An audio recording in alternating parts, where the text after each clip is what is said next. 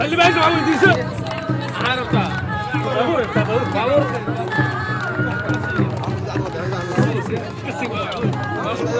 بابور بس عقل وقال ما عرفتها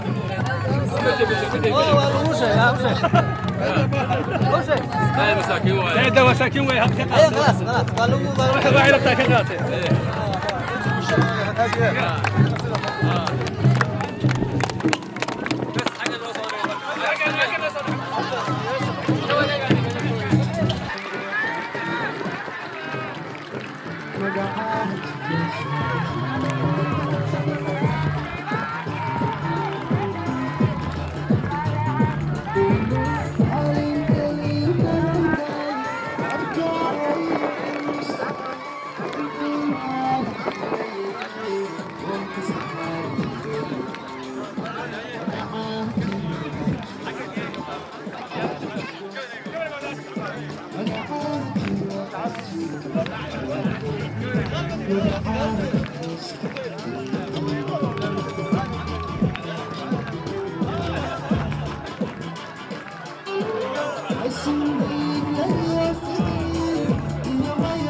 soo dhaweeyaan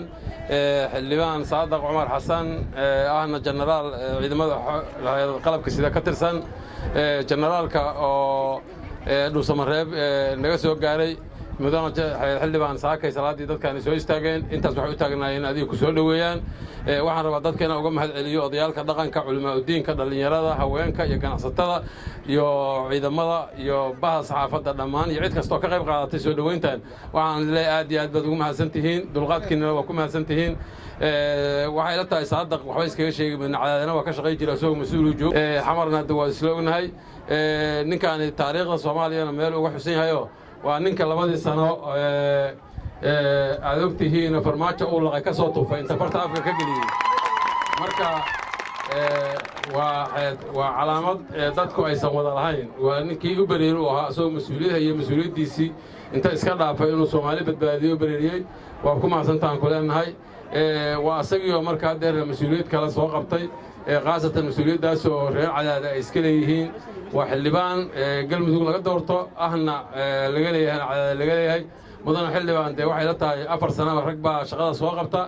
de ragga hore u soo lisay waa aragnay 4 sano adiga ragga kale oo Ilaahay u gartayna waxaan arki doonaa saa u soo listiin de soo dhawaada waxaan leenahay dadweynaha marada inuu halkaan iskugu nimid ilaahay aanu wada barino aanu roobdoon ilaahay aan wada barino oo aan uga faa'iidaysano isku imaadkeennana inaanu ilaahay wada barino dhammaanteen waxaan rabaa qoraxa la taagan yahay inaan ku soo dhaweeyo xildhibaanka si uu kelmadiisa uga yiraahdo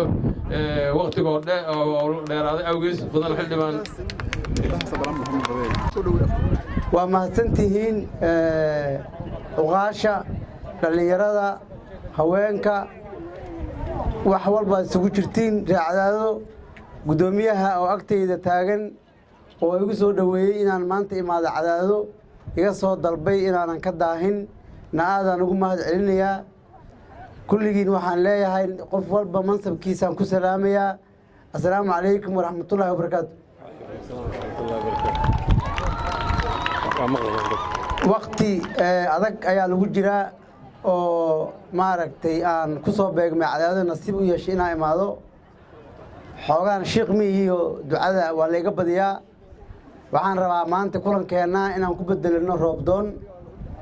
uusan noqon wax siyaasad looga sheekeeyo iyo meelo kale lagu gaargaaro waxaan rabaa maadaama aan magaalo joogtiin halkan qoraxdana u adkaysateen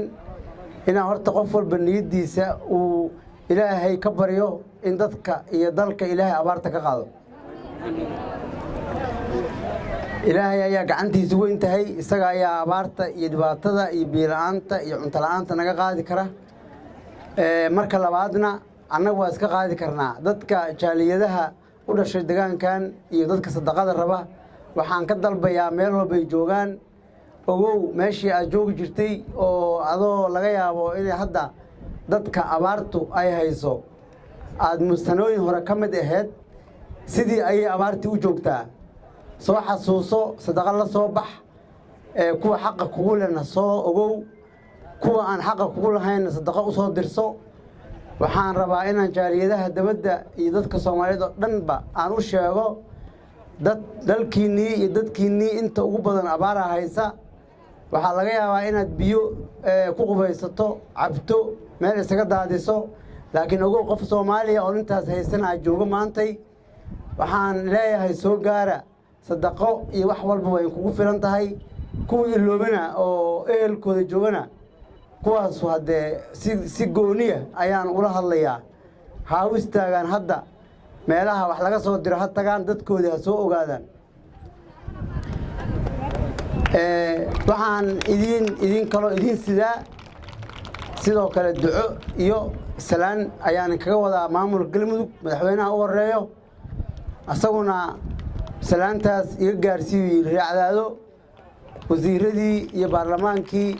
iyo qof walba oo mas'uul oo joogay magaalo madaxda Dhuusamareeb salaan ayuu ii soo dhiibay salaantaas ayaan idin wadaa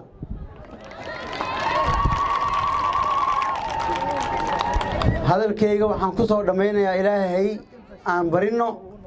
in ilaahay abaarta naga qaado ilaahay inuu qalbiga dadka isku furo anigana inaad ii duceysaan in xilkan la ii soo doortay oo ilaahay igu astro waa maasantiin gudoomiyaha u celinayaa inteena kala gaargaar aan isku arki doonaa waa idin joogaa qoraxda waa lagu maaragtay cabbaar baan soo daahnay waa in ka raali gelinayaa odayaasha iyo dhaqanka iyo haweenka iyo sportiska gooni u arki doonaa waxaan rabaa inaan u celiyo mikrofoonka gudoomiyaha degmada assalaamu calaykum waraxmatullaahi wabarakaatu